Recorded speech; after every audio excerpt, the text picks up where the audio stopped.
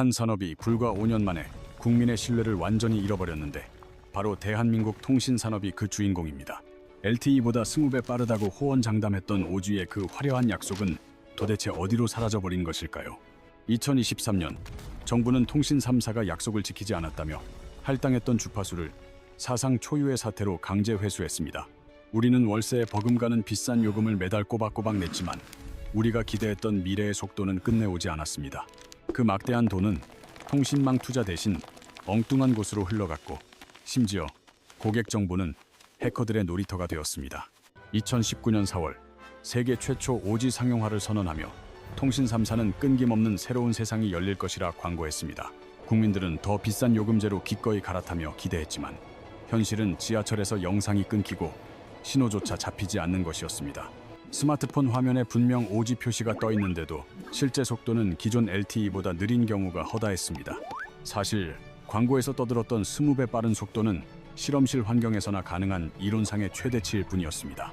장애물 하나 없는 기지국 바로 앞에서나 나오는 수치를 마치 일상에서 누릴 수 있는 것처럼 포장했던 것입니다. 이 사기극의 핵심에는 초고속 통신을 가능하게 하는 28GHz 주파수 대역이 숨어 있었습니다.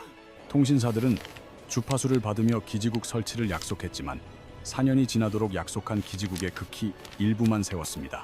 결국 정부는 칼을 빼들었고 통신 3사의 28GHz 주파수를 강제로 회수하는 결정을 내렸습니다.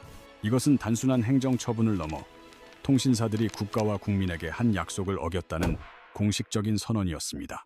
진정한 5G를 위해서는 넓은 커버리지의 3.5GHz와 빠른 속도의 28GHz가 함께 구축되어야만 합니다. 하지만 통신사들은 돈이 많이 들고 수익성이 낮은 28GHz 기지국 투자를 철저히 외면했습니다. 그 결과 우리가 지난 5년간 경험한 5G는 사실상 무늬만 5G인 반쪽짜리 서비스에 불과했습니다. 광고에서 보여주었던 그 놀라운 미래 기술들은 애초에 구현할 생각조차 없었던 것일지도 모릅니다. 정부의 주파수 회수 조치는 대한민국 5G 서비스에 대한 공식적인 사망 선고나 다름없었습니다. 세계 최초라는 타이틀에 집착해 서둘러 출발했지만 결국 국민들은 비싼 요금을 내며 허울뿐인 서비스를 써왔습니다. 5G 요금제 가격을 기억하시나요? 출시 당시 가장 저렴한 요금제조차 55,000원부터 시작했습니다.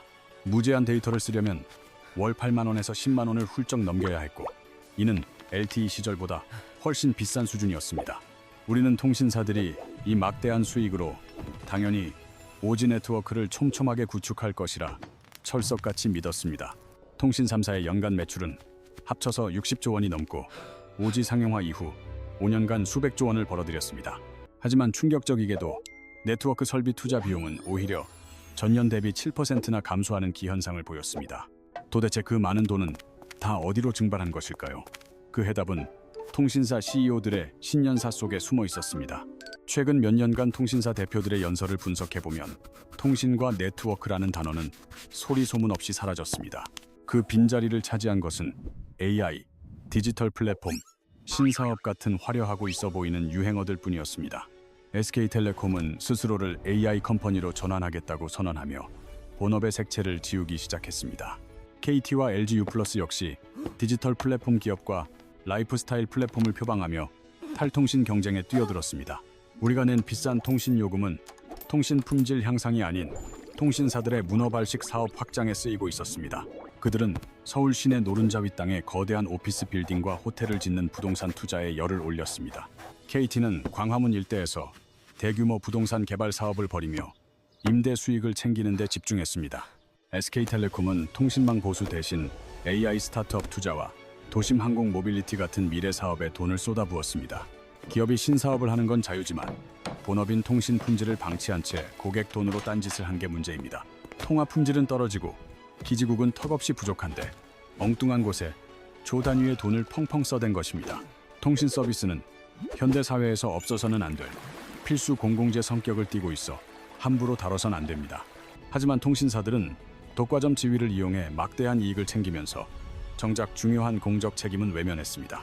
이것은 소비자를 단순히 현금 인출기로 취급한 명백한 배신 행위이자 기만입니다. 우리가 낸 돈으로 그들은 자기들의 화려한 미래를 샀고 우리에게는 껍데기뿐인 오지만 남겨주었습니다. 통신사들의 탐욕은 결국 보안이라는 치명적인 구멍을 만들었고 최근 연이은 해킹 사고는 필연적인 결과였습니다. SK텔레콤은 내부 서버가 뚫려 27만 명의 유심 정보와 암호화 키가 유출되는 사상 최악의 보안 사고를 냈습니다. 더 충격적인 건 해커가 무려 4년 동안 서버에 숨어 있었는데도 회사는 이를 까맣게 모르고 있었다는 사실입니다. LGU 플러스 역시 관리자 비밀번호를 초기 설정 그대로 방치하는 허술한 관리로 30만 명의 고객 정보를 도둑맞았습니다. 보안 투자는 돈을 벌어다 주지 않는 비용으로만 취급되었기에 그들은 우리의 개인 정보를 지키는 데 인색했습니다. 유출된 정보로 범죄자가 내 휴대전화를 복제하는 심스와핑 공격을 당하면 계좌가 털리고 일상이 무너질 수 있습니다. 게다가 최근 멀쩡하던 LTE 속도가 갑자기 느려졌다고 느끼신 적이 있다면 그것은 단순한 기분 탓이 아닐 확률이 높습니다. 통신업계에는 LTE를 의도적으로 불편하게 만들어 비싼 오지 요금제로 갈아타게 만든다는 공공연한 의혹이 존재합니다. 한정된 주파수 대역을 오지에 더 많이 할당하면 자연스럽게 LTE가 쓸 수 있는 도로가 좁아져 속도가 느려지기 때문입니다. 이는 마치 마트에서 기존 제품의 양을 몰래 줄여 소비자가 울며 겨자 먹기로 비싼 신제품을 사게 만드는 상술과 같습니다. 소비자를 가두리에 가둬놓고 선택권을 뺏는 이런 횡포가 가능한 이유는 대한민국 통신시장이 철저한 독과점이기 때문입니다. 통신 3사의 점유율은 사실상 100%에 가깝고 그들만의 리그에서 경쟁은 사라진 지 오래입니다.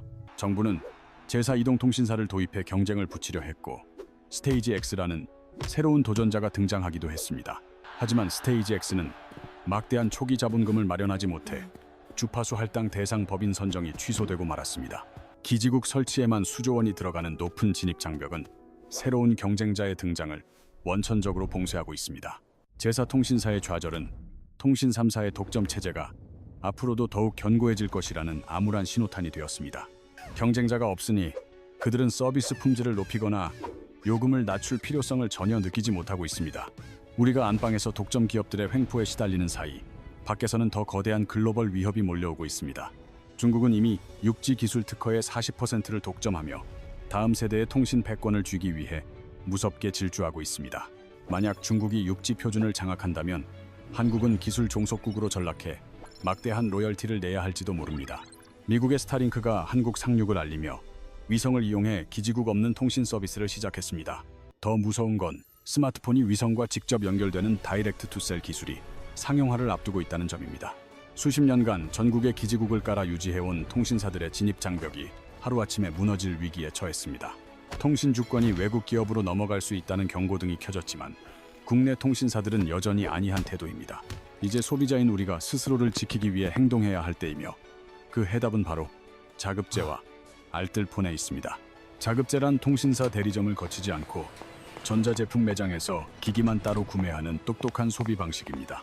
이를 통해 2년, 3년이라는 긴 약정의 노예 계약에서 벗어나 언제든 통신사를 자유롭게 옮길 수 있습니다. 여기에 알뜰폰 요금제를 결합하면 기존 통신 3사의 망을 그대로 쓰면서 통신비는 절반으로 줄어듭니다. 알뜰폰이 저렴한 이유는 통신 품질이 낮아서가 아니라 막대한 광고비와 대리점 유지비가 없기 때문입니다. 통화 품질과 데이터 속도는 대기업과 똑같은데 가격만 반값이라면 갈아타지 않을 이유가 전혀 없습니다. 이 조합은 단순한 절약을 넘어 소비자를 호갱으로 취급하는 기형적인 통신 시장에 던지는 강력한 경고장입니다. 약정에 묶여 떠나지 못할 것이라 믿었던 고객들이 족쇄를 풀고 떠날 때 통신사들은 비로소 두려움을 느낄 것입니다. 수백만 명의 소비자가 알뜰폰으로 대이동을 시작한다면 그들도 살기 위해 요금을 내리고 서비스를 고칠 수밖에 없습니다.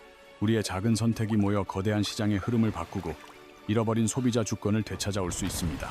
오지 사기극, 보안 사고, 그리고 글로벌 기술 패권의 위협 속에서 한국 통신 산업은 벼랑 끝에 서 있습니다.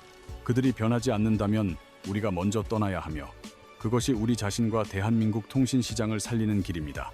여러분은 계속해서 비싼 요금을 내는 호갱으로 남으시겠습니까? 아니면 현명한 소비자로 탈출하시겠습니까? 앞으로 알뜰폰으로 갈아탈 계획이 있거나 이미 사용 중이라면 댓글로 여러분의 생생한 의견을 남겨주세요. 다음 영상에서는 어떤 알뜰폰 요금제가 가장 가성비가 좋은지 초보자도 쉽게 따라하는 가입 방법을 알려드리겠습니다. 이 중요한 정보를 놓치지 않으려면 지금 바로 구독과 좋아요를 눌러주시고 알림 설정까지 꼭 부탁드립니다.